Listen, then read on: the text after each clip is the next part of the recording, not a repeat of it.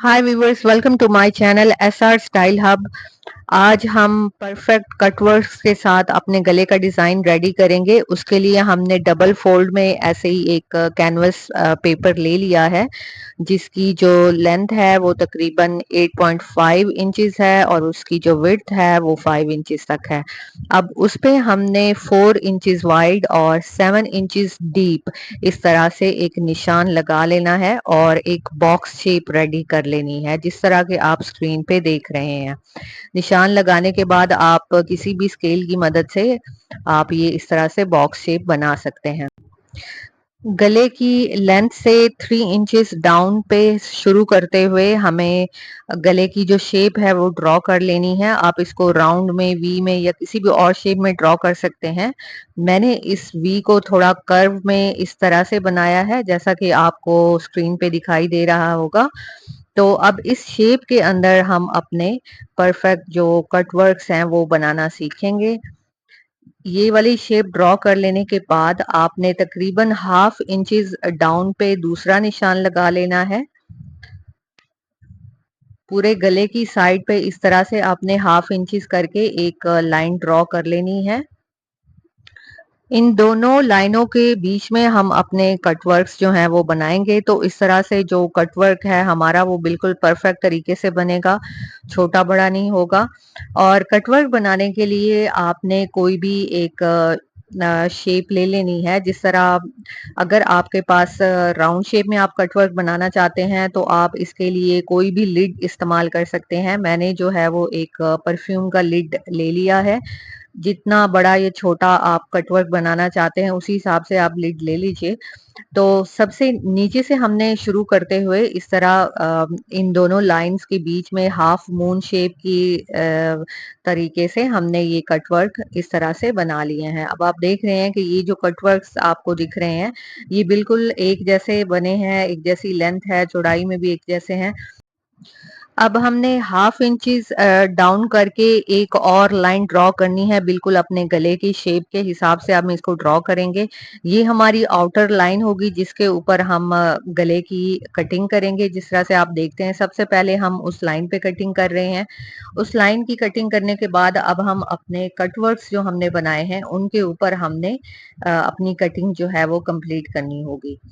Cutworks को काटते हुए आपको बस ये ध्यान रखना है कि आप अपनी कैंची को उसके ऊपर से उठाइएगा नहीं। अच्छा, कटवर्क में मजीद नीटनेस लाने के लिए आप ये भी कर सकते हैं कि गले को आप पहले पिंस लगा के आपस में इस तरह से ज्वाइन कर लें, ताकि जब आप कैनवस पेपर को काटें तो ये इधर उधर ना हो और आपके दोनों साइडों के जो कट्स हैं वो बिल्कुल इक्वली और अच्छे तरीके से कट के रेडी हो जाए। व्यूवर्स, अगर वीडियो पसंद आए तो प्लीज वीडियो को लाइक जरूर करिएगा और जो भी नए हैं मेरे चैनल पे, चैनल को सब्सक्राइब जरूर करिएगा। बेल आइकॉन को प्रेस करेंगे तो आपको मेरी हर आने वाली वीडियोस का नोटिफिकेशन टाइम से मिलता रहेगा। मैं आपके लिए कटिंग और स्टिचिंग और डिफरेंट डिजाइन की ऐसी ही वीडियोस और इंफॉर्मेशन शेयर करती रहती हूँ। तो हमारे गले की कटिंग अब हो चुकी है और कट्स के बीच में से जो हमारी पेपर पट्टी निकली थी उसको भी हमने जाया नहीं करना। शर्ट के पीस के एक्स्ट्रा फैब्रिक के ऊपर आप सबसे पहले जो अंदर वाली कैनवस पेपर होगा उसको पहले आप आयरन की मदद से उसको अच्छे से लगा लें और फिर साइड्स पे अपना इस तरह से गला लगाएंगे तो ये ज्यादा वाइड नहीं होगा। अब इस गले की जो हम हाफ इंच छोड़ के कपड़े को इस तरह से कटिंग करके उसके ऊपर कट्स लगा लेंगे और ग्लू की हेल्प से आप उसको इस तरह से अंदर की तरफ फोल्ड कर लें। और साथ में अगर आप इसके ऊपर आयरन भी कर देते हैं तो ये बहुत अच्छे से ऊपर बैठ जाएगा और इसको बाद में सिलाई लगाने में या इसको अगर आप हेम करना चाहें, तुरपाई करना चाहें तो उसमें भी कोई इश्यू नहीं आएगा। अब इस गले को हम सेंटर में भी इस तरह आयरन की मदद से इसकी क्रीज बना लेंगे, जो कि एक सेंटर क्रीज हमारी बन जाएगी इसकी। या फिर इस पे ऊपर आप निशान लगा के भी आप सेंटर का आइडिया कर सकते हैं। इस गले को हमने शर्ट की सीधी साइड पे सेंटर में रखा है। शर्ट और गले के सेंटर को होल्ड करने के लिए या तो आप पिंस लगा लें या फिर वहां पे एक कच्ची सिलाई लगाने के बाद आप अपने कट्स के बिल्कुल साथ साथ इस तरह से सिलाई लगा के अपने गले को रेडी करेंगे। सिलाई लगाते हुए आपने ये ख्याल करना है कि आपकी जो सिलाई है वो कट्स के जो कैनवस पेपर है उसके ऊपर बिल्कुल ना जाए, तो फिर ही आपके जो कट्स हैं वो नीटनेस के साथ रेडी होंगे। अच्छा, एक और चीज़ ये है कि जब भी आप कट्स के ऊपर अपनी मशीन का जो पैर है उसको घुमाएँगे तो हमेशा ये ख़्याल करिएगा कि जो आपकी सुई होगी वो कपड़े के अंदर होनी चाहिए, डाउन होनी चाहिए, और उसके बाद आप अपने पैर को घुमाएँगे तो आपकी जो सिलाई है वो बिल्कुल सही रहेगी और वो ख़राब नहीं होगी। तो कट्स की सिलाई हमारी जो है वो कंप्लीट हो चुकी है। अब हम इसके जो अंदर एक्स्ट्रा फैब्रिक है उसको कट कर लेते हैं।